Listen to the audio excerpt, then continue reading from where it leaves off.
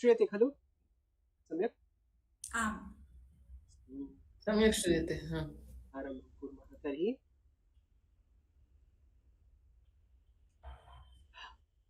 अत्र कार्यसूच्याम् अधिक विषयानि सन्ति, परन्तु जनाः नासन्। चित्तस्य वर्णनं कुरु, नमितायाः निमित्ताः, निशब्दोऽयं, सम्भाषण अभ्यासः, कथामालिनी। अद्य किञ्चित् यथा मालतीमहोदय उपायं दत्तवती तथैव अहं रचितवान्। शब्दस्य उपयोगं कुरु। तो चित्तस्य वर्णनं कुरु, अग्रिमपुटे एकं चित्रं चिनोतु, तस्य उपरि 3 वाक्यानि रचयतु।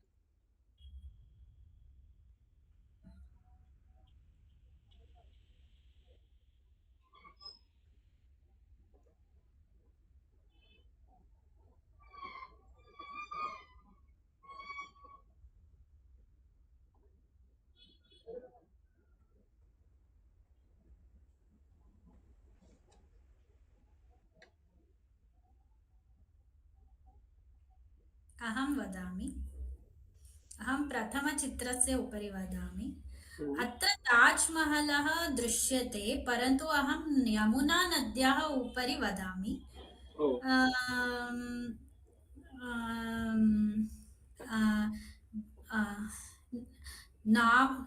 What do you say for boats? Boat इत्युक्ते नौका। नौकानि दृश्यन्ते। लता अस्ति खलु, नौकाः दृश्यन्ते। यमुना नदी अतीव बृहत् अस्ति। सायंकालसमये अस्ति अथवा प्रातःकालसमयः अस्ति। जनाः सन्ति नौकायां।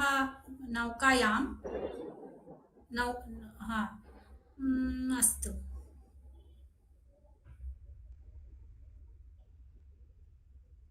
यमुना आरती अपि कृतवन्तः जनाः। सद्य रीसेण्ट्लि जनाः यमुना आरती अपि कृतवन्तः।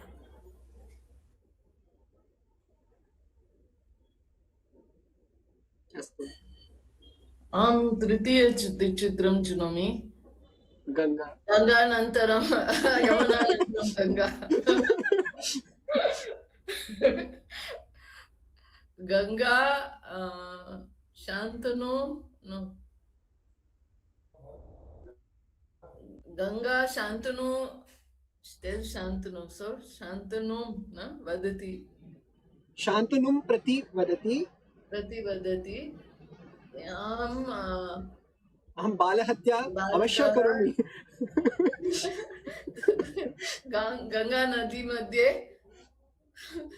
त्यजामि। तुम प्रश्नं मा कुरु। प्रश्नं मा कुरु। अष्ट बालाः त्यजति। ninth, what to say? नवम बालः त्यजति। ते समये शान्तनु वदति किं करोति, किं बालः त्यजति। गंगा वदति what to say, confused.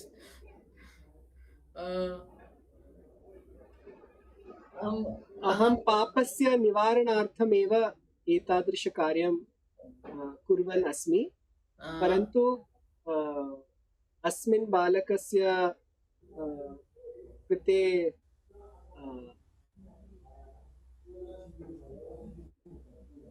अहं न मिलिष्यामि।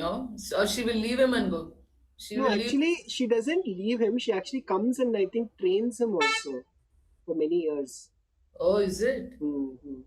she actually she trains him for many. Kavyamade bhavati janati khalu, she actually trains him in the Devaloka and then she returns the boy, after his आमां सत्यम् ओके तो नयति भीष्म या धनुर्वेदं पाठयति. अंगेन ते what she goes to heaven devaloka gachati. अस्तु. धन्यवादः.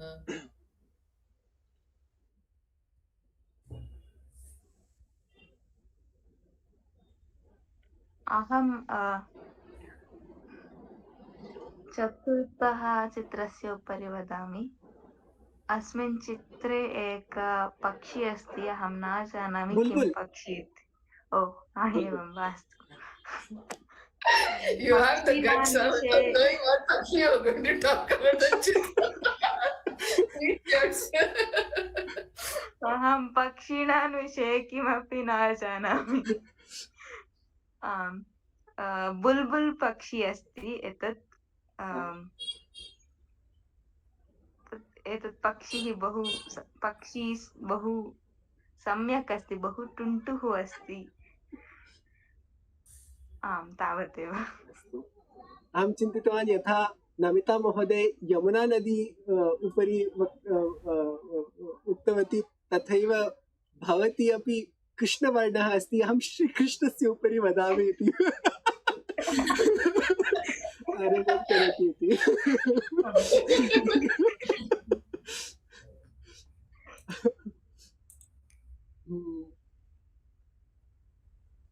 अहं ताजमहलम् अन्ते किमपि महत्त्वपूर्णः न अस्ति. तथैव अहं यमुना नद्याः उपरि उक्तवती.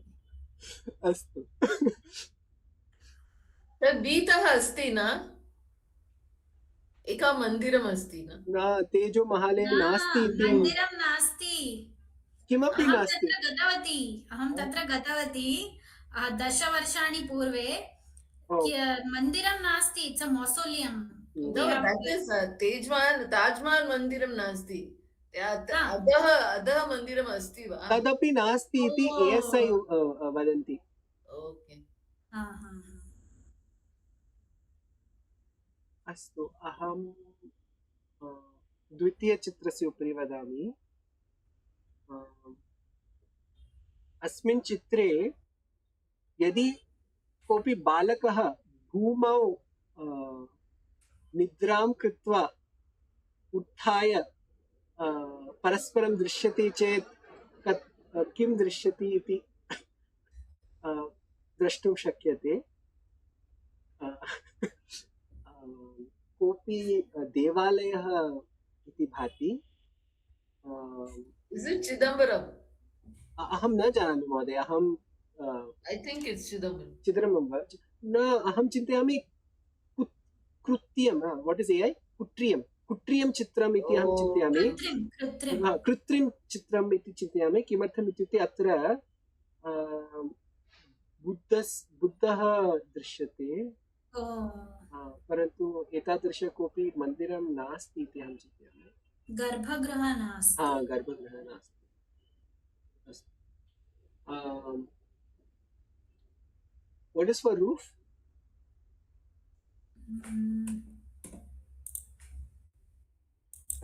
I want to say the lights in the roof.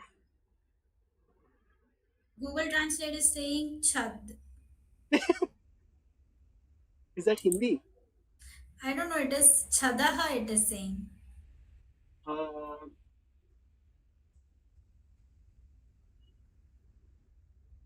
Kuttanka. Oh, sorry. Kudka. अथवा कुट्टिम. छाद अपि वक्तुं शक्यते. अस्तु. छादस्य वर्णः स्वर्ण तस्य अन्ते नीलवर्णः अपि दृश्यते.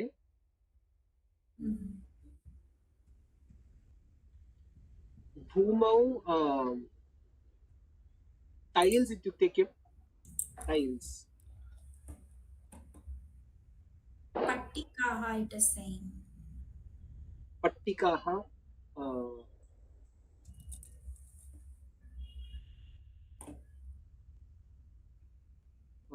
द्रष्टुं शक्यते तावदेव क्षम्यताम् अस्तु नमितायाः निमित्ताः अहं मम स्क्रीन् शेर् करोमि अस्तु दृश्यते वा हम्म, ओके सो वाक्यानि रचयतु one is first one it's a sentence two is second one so first all of you attempt for number one like first one then we'll go to second third like that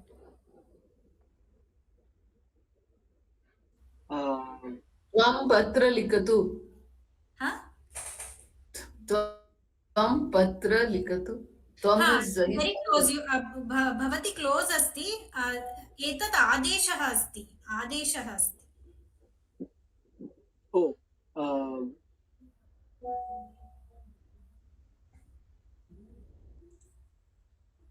it's very like whatever Malti Mohdaya said like that only but it's just adesha roopam okay so it will be likha chitra yeah. likha tvam chitram not chitram patram likha okay okay second one नृत्यति नर्तकी ha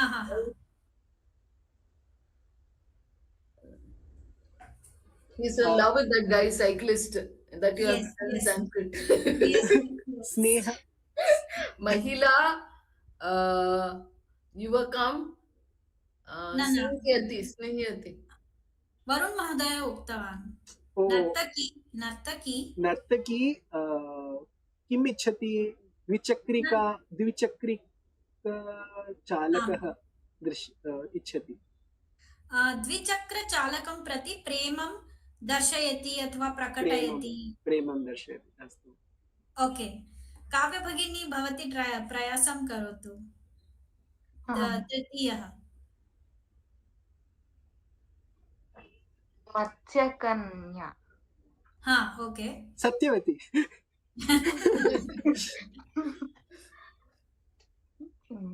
पादरक्षां न इच्छति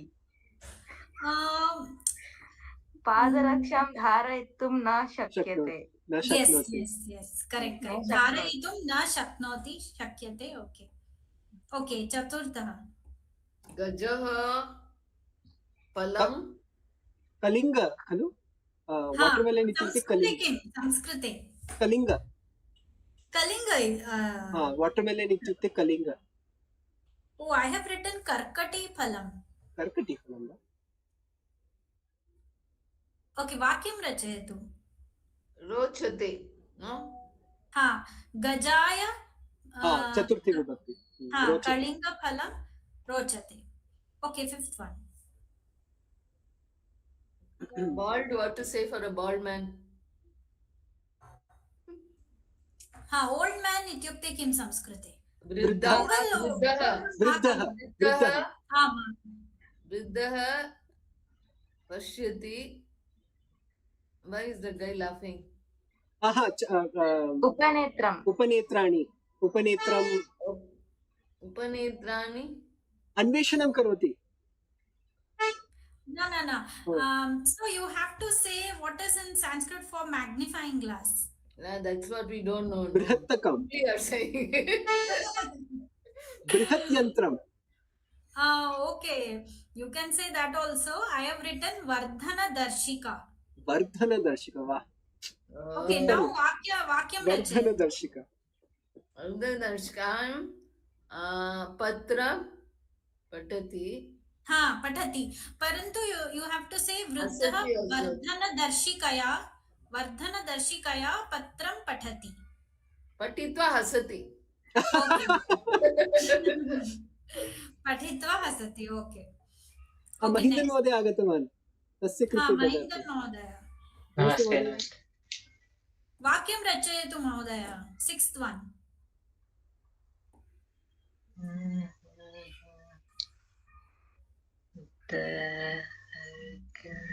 कठिनम् अस्ति इति भाति Yeah. Appa is something like that. No? विकलाङ्कः वा विकलाङ्कः अश्वः वा अश्वः द्वितीय That is अश्वारोह second emoji. द्वितीय Appalanga अश्वारोह something, upper something da. No? No, so the man is on a wheelchair. Oh, Yeah. so, oh. Okay. So wheelchair, what do you say in Sanskrit? Chakravahana. Ha. Skanda, no. Sana, what is chair? Yeah, Sandana, no. Syandan एव इति Okay, so maybe there can be multiple, but I have written Chakra Saptakaha. That is what Google Translate gave me. Okay. चक्र चक्र Saptakaha. चक्र सप्तकः अश्वारोहणं कर्तुं न शक्नोति Chakra Saptakaha is wheelchair. So man sitting on wheelchair. Yeah, okay. So Chakra Saptake Sthita So Manushya. I want to say he can ride the horse. Yes, you are right. Yatha Bhavan chakrasana Uttavan. महोदय learnsanskrit.cc स्थाने चक्रासनः इति wheel chair Chakrasanaha Asanaha Asti Kalu. Yogasanaha. आहा चक्र आसन आसन इत्युक्ते chair Oh. चक्र आसन Okay. Okay, चक्रासने स्थितमनुष्यः अश्वम् आरोहितुं न शक्नोति. परन्तु तत् सत्यं वा अहं चिन्तयामि कर्तुं शक्नोति इति सः अङ्गविकलः, सः चलितुं न शक्नोति. सः किक् वाट् इस् किकिङ्ग्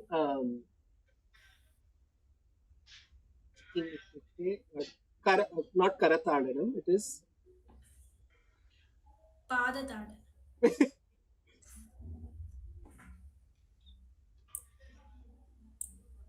पादप्रहारं कर्तुं न शक्नोति. आमाम्. Okay, next, 7th one. Mahila Nakaragya is just salt.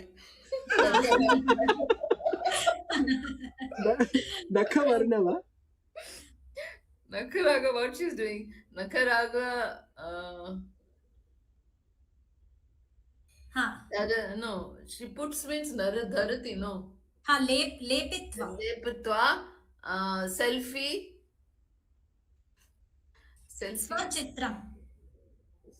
Swachitram.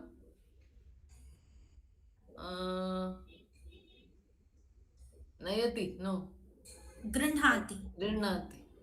I have written Nakharanjakam, but maybe Nakharagam is also right. Nakhalekha अपि nail painting. Okay. That the Sanskrit translate that place, it is written Nakharaga. Okay. Namita महोदय Sanskrit today नाम जालतन्त्रे कोश अस्ति तदपि बहु सम्यक् अस्ति तत्र ऑथेंटिक इति द्रष्टुं शक्यते. अहं तत्र गच्छामि. गुड गेम नमिता. बहु सम्यक् अस्ति महोदय. धन्यवादः. Okay, next 8th one. अन्वेषकः. You want to use this word every somehow or the other. He's been saying Anveshik for everything. Okay, so you have to say for detective.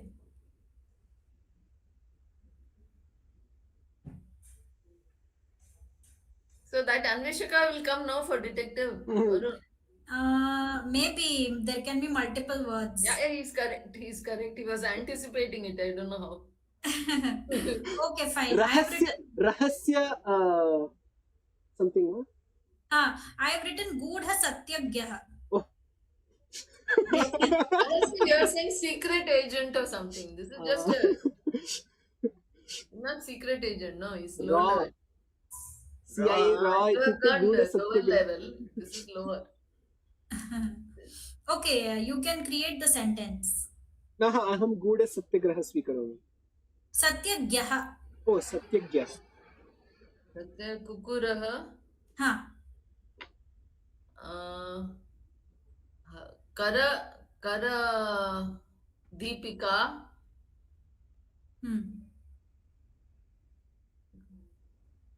पश्यामि वा the question mark I don't know why हाँ I have written गूढ सत्यज्ञः कुक्कुरः च दीपेन किम् अन्वेषतयः. ओ कठिनम् oh अस्ति महोदय. Yeah. Okay, 9th one. किम् अन्वेषतया वदतु. सत्यं रहस्यं. काव्य भगिनी भवती अतीव मौना अस्ति. Varuna and me will keep quiet now. Kavya and Mahindan should say both. Yeah. 9th one, Kavya and Mahindan Mahoday, please try. विमानयानेन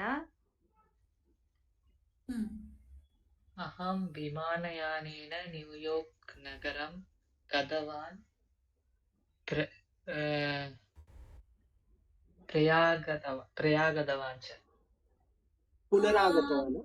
No, but there is no aham here. You have to say vimanah kim karoti. That you have to say. विमानं New York नगरं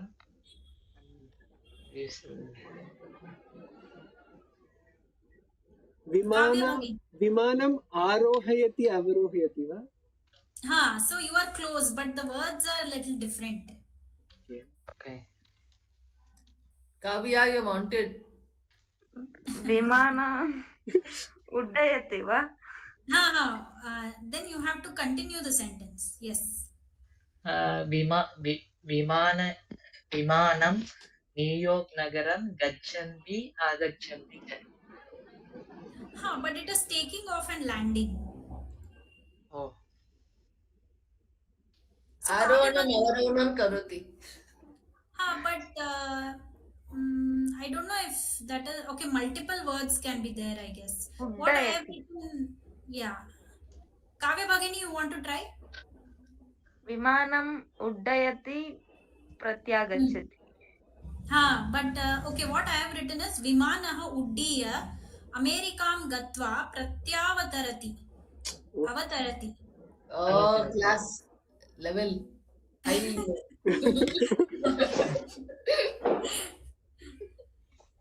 Okay, last one.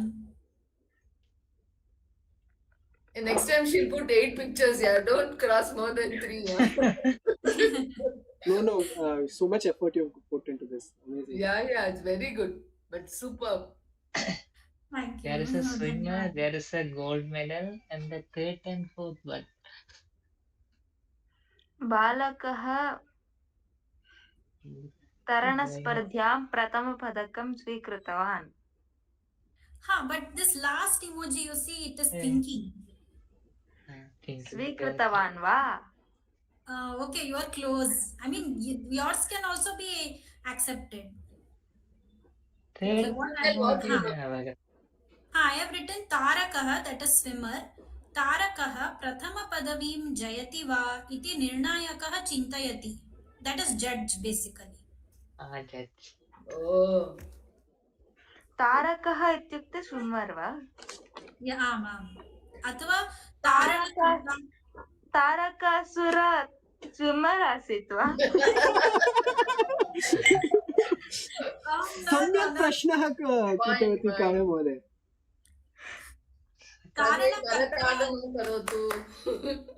धन्यवादः महोदय, अस्मिन् क्रीडायाः नाम अस्ति वा? Learn Sanskrit through emojis. आङ्ग्लभाषायां न, संस्कृते. I like that. Emojis उपयोगं कृत्वा संस्कृतं. No, for emoji also we should have a Sanskrit word, na? अस्ति. हसन्मुख इति अहं चिन्तयामि. तत् स्मैली फेस्. परन्तु भावनात्मक भावना चिह्नं. भावना चिह्नं ऊहयतु वा अथवा संस्कृतवाक्यानि भावना रचयन्तु. चिह्नं द्वारा वाक्य रचयतु आम् आम् वाक्यं रचयतु उपयुज्य उपयुज्य वाक्यानि रचयतु ओके I can start आम् आम् एकनिमिषम् अहं क्रीडाङ्गणं गतवती एकनिमिषम् अधुना आरभ्य अहं क्रीडाङ्गणं गतवती तत्र अहं किं दृष्टवती इति अहं निरूपयामि it is I will show through gestures अनुमानं कृतम् Your video is परन्तु off. महोदय भवत्याः प्रथम शब्दः नो ओ ध्वंस Toss. Coin toss. word in Sanskrit. That's not Sanskrit.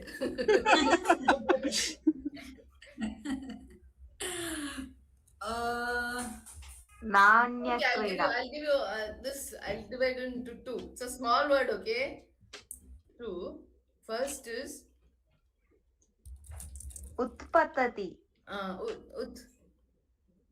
We are tossing a coin. Yeah, no patati. Ut only. And then Tadanam. छेदनम Throwing. shape. Utshepah. उत्क्षेपः Toss. Okay. Next. द्वितीय शब्दः goal post वा no sign board Blackboard. no this is in the outside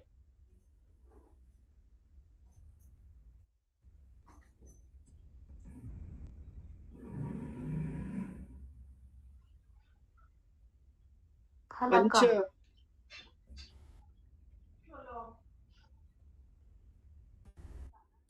फलकम Ankapalakam, scoreboard. Ankapalakam. No, it is what you're saying, right? Gunalekha's scoreboard. But he got it. He got गुणलेखा scoreboard okay Yeah. Oh. Whistle. सीटिका umpire निर्णयकः Nirnayaka is one. Adi Nirnayaka. Referee. अधि That's good. Now this was what you are. This is the fourth. सीटिका Huh? सीटिका न No. Chitkarah. चीत्कारः चीत्कारः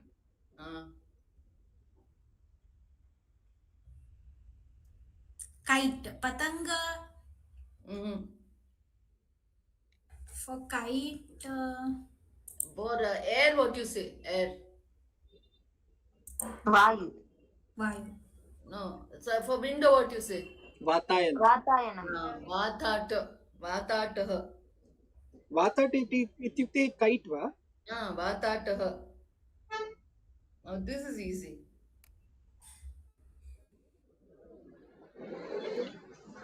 कन्दुकं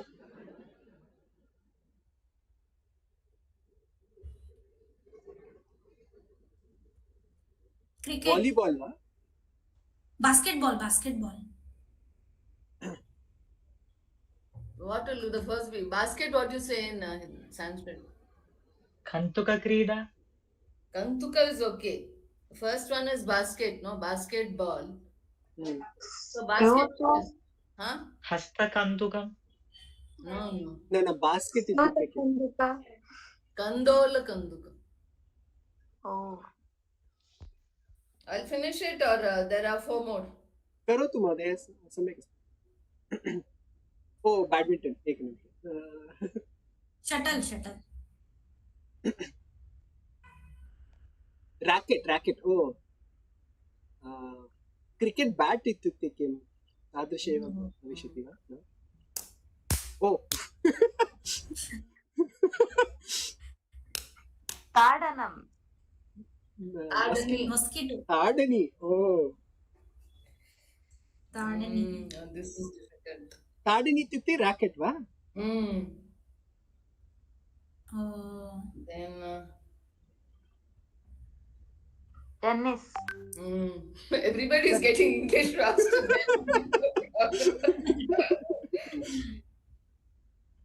tennis इत्युक्ते किं संस्कृते? Is tough. Lanam, lanam. नानं वा? And table tennis is patalanam. And no. किं? Golf. No. Table tennis. Hockey va? Golf. Baseball. बैड्मिण्टन् एव। Mm-mm.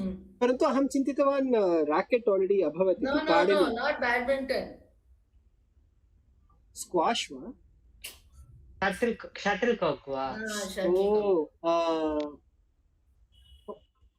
Shuttle Kock कुक्कुट पत्रकन्दुक Half is the half second half of it is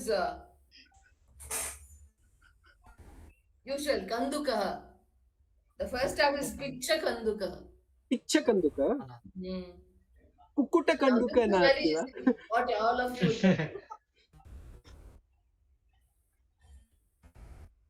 medal First prize. Prathama Padavi. The medal. Padak. The medal. Suvarna. Gold. padakam correct. Good. Padakam. Kashtamasti. Games special. Krida. Vishesha Krida.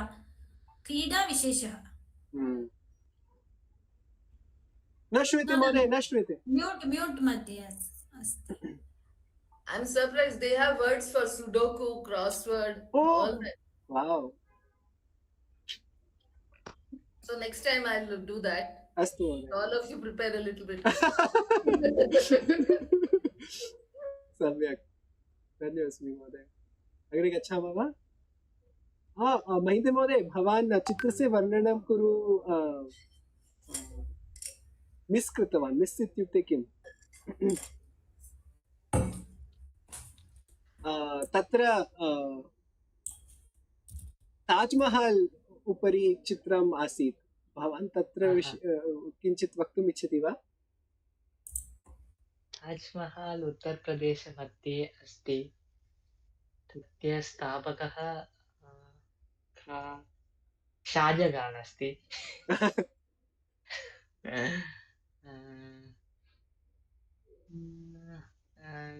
तस्य निर्माणं मुगलाय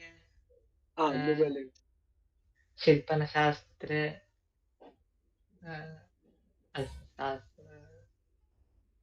architecture अस्ति। वास्तुकला अथवा स्थापत्य शास्त्र अस्ति। जमुना नदीयां समीपे अस्ति। On the bank of. अस्तु अधुना सम्भाषण अभ्यासः। गतवासरे वयं अन्य भावना विषये दृष्टवन्तः। अद्य कीदृशी परिस्थितौ अथवा परिस्थित्यां तव मनसि आतङ्कं वर्धयति, तस्मिन् समये त्वं किं करोषि?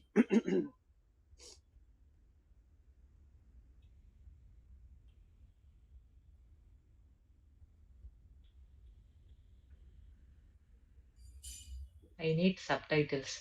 Oh, okay.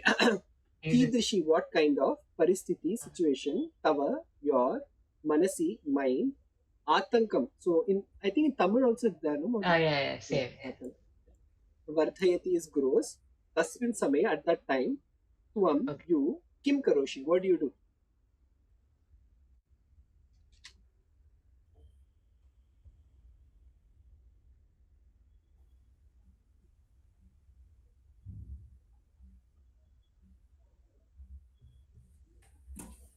अहं परीक्षापूर्वं दुःस्वप्नान् अपि प्राप्नोमि स्म। बहु वर्षाणि पूर्वे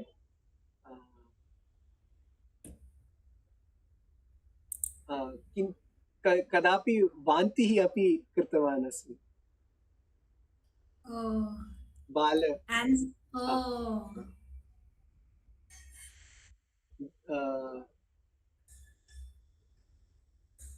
विज्ञान परीक्षा न परन्तु गणित यदा भविष्यति तत्र किञ्चित् अधिकम् आतङ्कं वर्धयति मम कृते तस्मिन् समये त्वं किं करोषि? वान्ति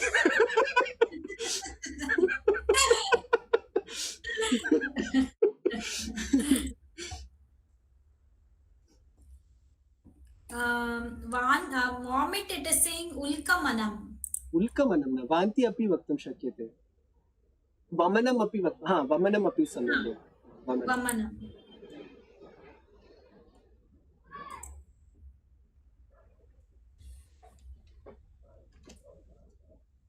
अन्य कोऽपि Atankam is also anger, huh? Anxiety. anxiety specifically anxiety Yeah, I think it's in Tamil. It's a different meaning. it's in Tamil some words slightly Yeah. different meaning atankam here is anxiety Anxiety.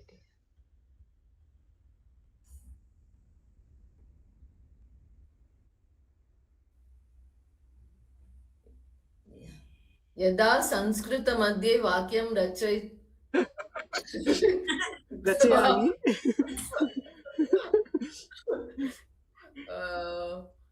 अस्ति तत्समये मम आतङ्कं वर्धयति अहं कोष्टकं पश्यामि दृष्ट्वा वाक्यं रचयामि सम्यक् महोदय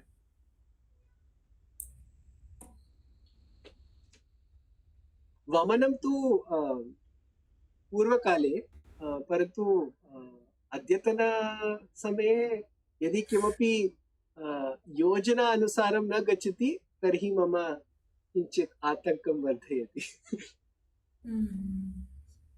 I think also when you don't get a bus or a train or something, you're leaving all that. यदि अहं प्रयाणसमये विलम्बेन रेल् स्थानकं अवतरामि तदा यदि रेलयानं पूर्वमेव आगच्छति वा अथवा गतवती वा इति चिन्ता आतङ्कं सर्वेषां भ्रमणं करोति Then what you do? You get angry, no? angry वा एकवारं अहं विलम्बेन एव गतवान् बेङ्गलूरुनगरे एव अहं मिस् कृतवान् मिस् इत्युक्ते किं someone help me Nidakrat or something like that it was.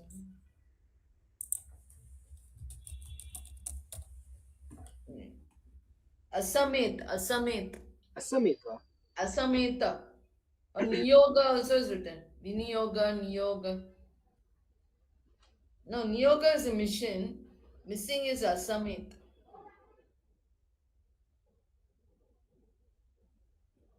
Analabdam. Analabdam. Kavya, she's not getting angry. She's not getting anxious. Kavya. Rishini. Kavya, Rishini. सा तपस्विनी अस्ति अतः तस्याः इन्द्रियाणि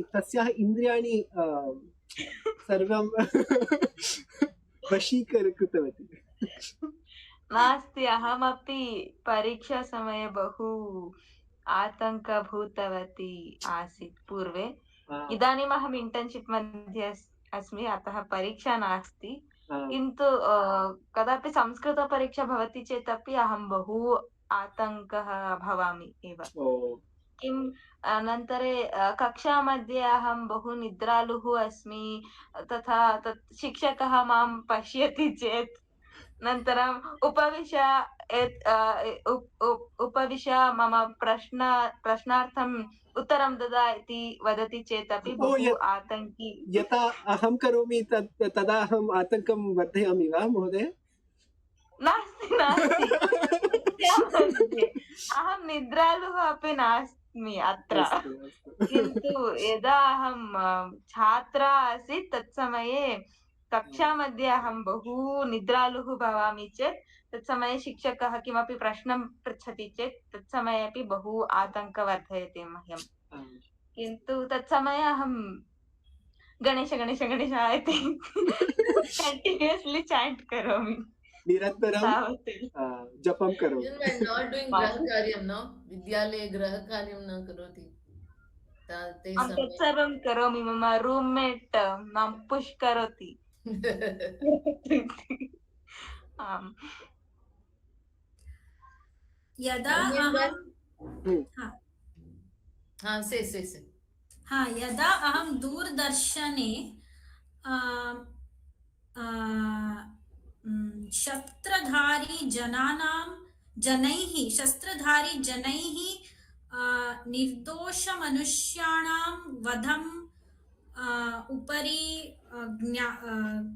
जानामि, when I hear about the news of innocent people being killed by shooters or gunmen. Gunmen इत्युक्ते किं संस्कृते? शस्त्रधारी। शस्त्रधारी वा? परन्तु शस्त्र इत्युक्ते could be anything, no? Gun अहं न जानामि। अहं दृष्ट्वा वदामि, वदतु। Banduka must be. Banduk is Hindi. Oh. I don't know. तदा मम मनसि आतङ्कं वर्धयति। अहं तूष्णीं तिष्ठामि, अहं किमपि न करोमि। अस्तु। यदा मार्गे रैफिल् इत्युक्ते भुशुण्डिका। सम्यक्, अहं भुशुण्डिका धारयित्वा बुशु करोमि।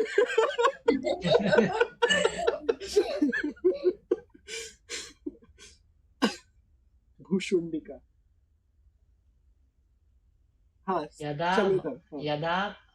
यदा मार्गेषु श्वानाः भवन्ति तदा अहम् आतङ्कम् अनुभवामि। भवान् श्वानः न इच्छन्ति वा? इच्छामि, स्ट्रीट् डॉग्स् not old dogs. अतः अहम् ऊबर् यानम् आरक्षितं करोमि। महोदय, श्रीलङ्कायां स्ट्रीट् डाग् अस्ति न प्राब्लम् अस्ति वा? यथा भारतदेशे किञ्चित् स्थाने बहु out of control. The gun is better. For gun it is Golika Astra. Golika one. That's easy, no? To remember. No, I'm Bhushundika. I was By the time you'll forget what sentence you're going to form. Bhushundika, okay. Tired. महेन्द्र महोदय, भवान् श्रीलङ्का देशतः अस्ति। भारतदेशे भवान् नास्ति? न, परन्तु सः दिल्ली नगरे आगत्य बहु स्थाने गत्वा छायाचित्रं स्वीकृतवान्। अतः अहं ताजमहल् विषये प्रश्नं कृतवान्। ताजमहल् न गतवान्। अहं चिन्तितवान् भवान् तत्रापि गतवान्। अधुना स्मरामि, केवलं इन्द्रप्रस्थ एव गतवान् खलु?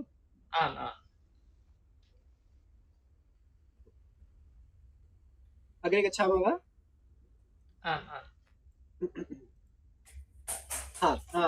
एतत् किञ्चित् नूतनक्रीडा अस्ति, कथा मालिनी। अहं अस्तु, अत्रैव लिखन् अस्ति खलु। किं भो मालयकाराः, गार्लैण्ड् मेकर्स्, कथा रचयतु, क्रमेण एकमेकं कृत्वा वाक्यानि उपयुज्य कथामाला रचयामः। अवगतं खलु?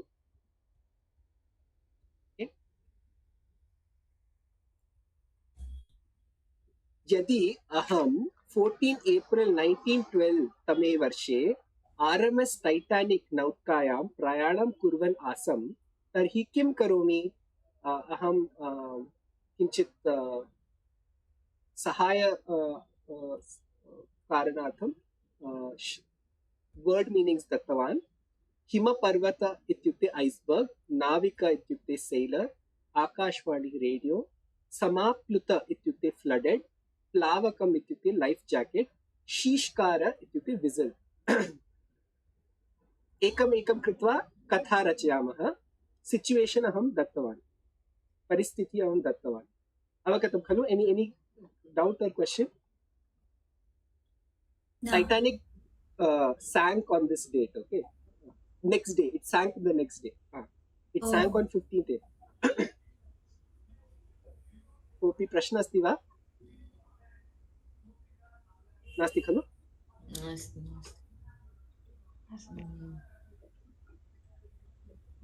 So you have to use the Uttama Purush, aham. So it will be ami, amaha, like that. अहं लंडन सिटी नो London Nagaram. लंडन नगरं तः न्यूयार्क पर्यन्तं प्रयाणं करोमि बहु only one sentence If you want to do more also you can do minimum one. okay Go ahead.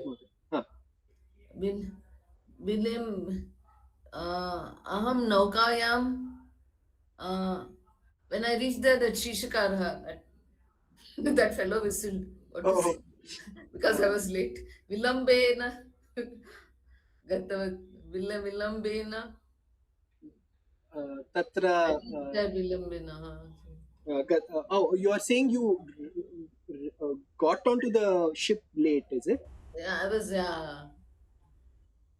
so this is the start of the journey then slowly it will come all this Titanic thing आरोहणं विलम्बेन कृतवती London स्थाने not port. What is for port?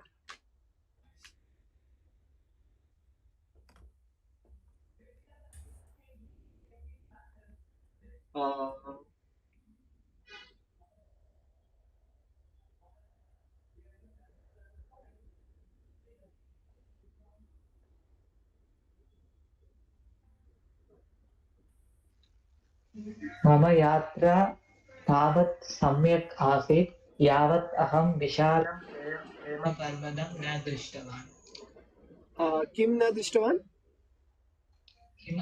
हेमपर्वतं हेमपर्वत अहं हेमपर्वतः दृष्टवान् अस्तु I'm checking Naukashrayat I think Naukashrayat the port, is it?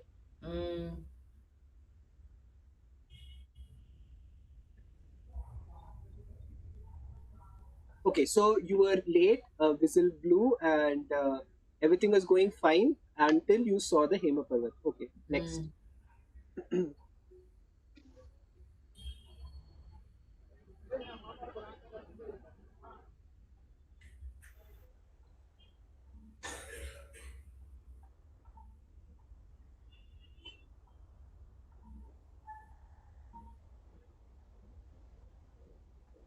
all of them seem to be enjoying the Titanic ship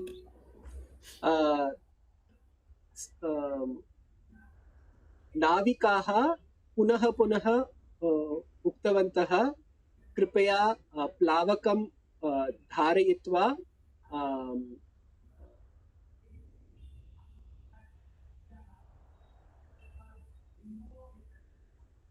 लघु नौकां अवतरयतु Titanic नौका समाप्लुतं भविष्यति इति परन्तु कोऽपि अङ्गी न करोति ते चिन्तयति एतादृश विशाल नौका कदापि समुद्रे समाप्लुतं न भविष्यति इति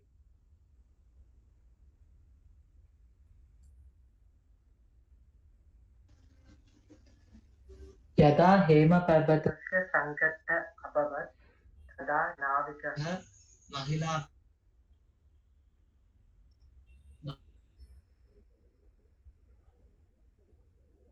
किञ्चित् भग्नः जातः महोदय।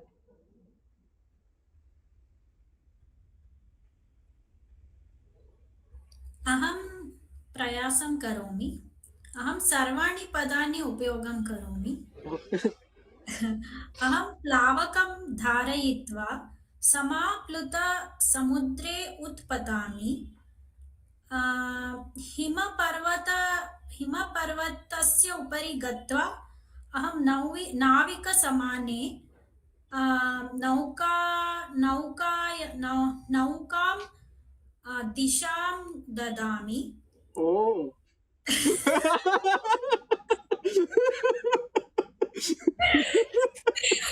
तथा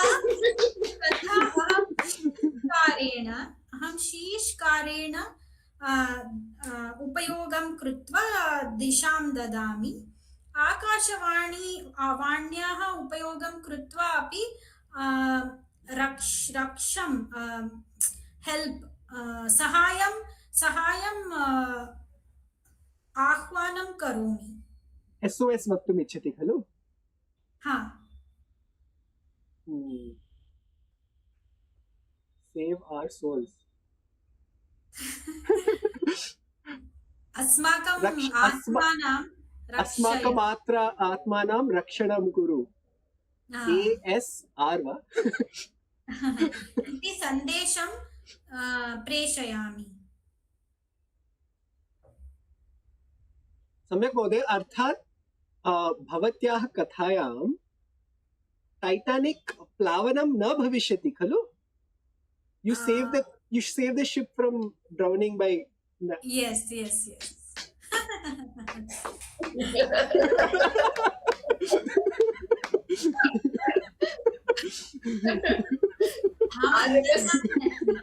RMS S Namita. अहं कथा समापयामि अधुना। मम I'm taking over, right? So मम सहायकारणार्थं यदा अहं न्यूयार्क नगरे अवतरामि तत्र बहु जनाः what is newspaper like reporter? विज्ञापनः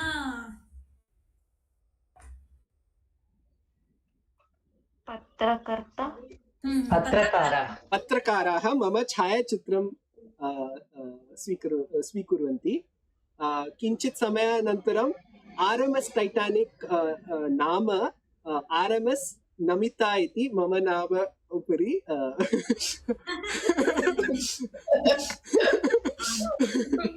प्रसिद्धा भवामि। नंतर पुनर्जन्म अभवत्। अस्तु, अग्रे गच्छामः वा? अन्तिमकार्यं शब्दस्य उपयोगं कुरु। तृप्ति अथवा परितोषण।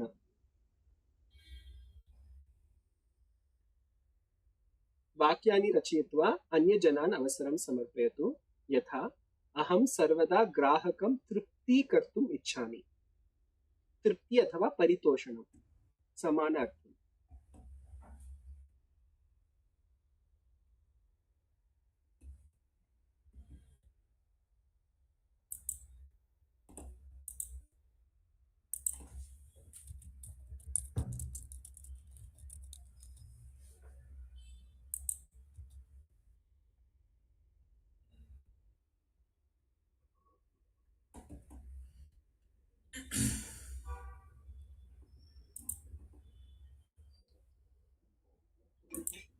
मनुष्याणां प्रति सर्वम् अस्ति चेत् अपि तृप्ति न भवति। उत्तमवाक्यम्।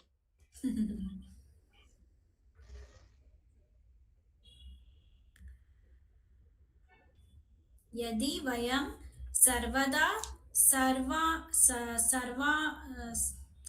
सर्वां ग्राहकं तृप्ति कर्तुम् इच्छामः तर्हि तदा अस्माकं तृप्तिं न भविष्यति वा? तदा वयं पैसिव् अग्रेसिव् भविष्यामः। पैसिव् अग्रेसिव् इत्युक्ते निष्क्रिय आक्रामक। निष्क्रिय आक्रामक वा? Yeah. Passive aggressive. If we try to satisfy everybody, we become passive aggressive. Satyam. We can't say, there is something called yes man. He says yes to everything. We can't vayam sarvanam krute am iti vaktavyam na shaknumah.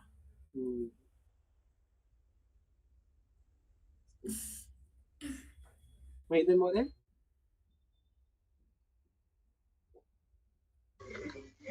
भोजनं कृत्वा मम तृप्तिः लब्धम्। किं पुनः? भोजनं कृत्वा मम कृते तृप्ति लब्धम्। आम्, सम्यक्। अहमपि भोजनविषये एव वक्तुं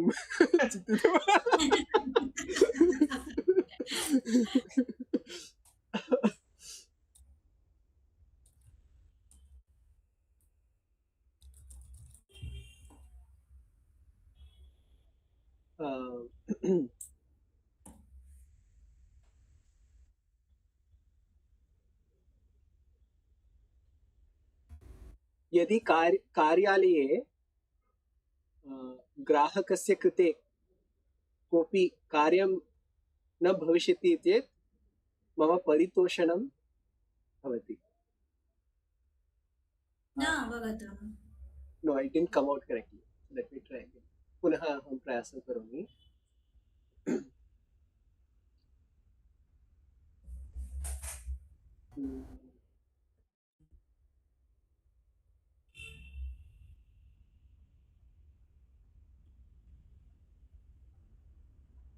हाँ, यदा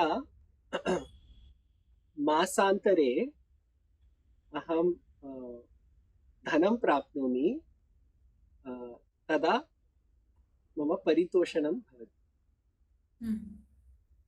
I actually wanted to say I feel immense satisfaction when no client interacts but I think it's a little too complicated.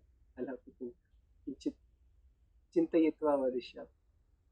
हाँ, रागी मुद्दे अतीव तृप्तिकारम् अस्ति इति कथ्यते। कथ्यते एव वा? भवती न अङ्गीकरोति वा? अहं न खादामि इति कथ्यते, अहं शृणोमि। अभवत् वा? अत्रैव स्थापयामः। काव्य महोदय? अहं प्रथमेव उक्तवती। अस्तु, सत्यम्। अस्तु, अत्रैव स्थापयामः। अग्रिमशनिवासरे पुनर्मिलामः। शुभरात्रि। पुनर्मिलामः। शुभरात्रि। राम राम।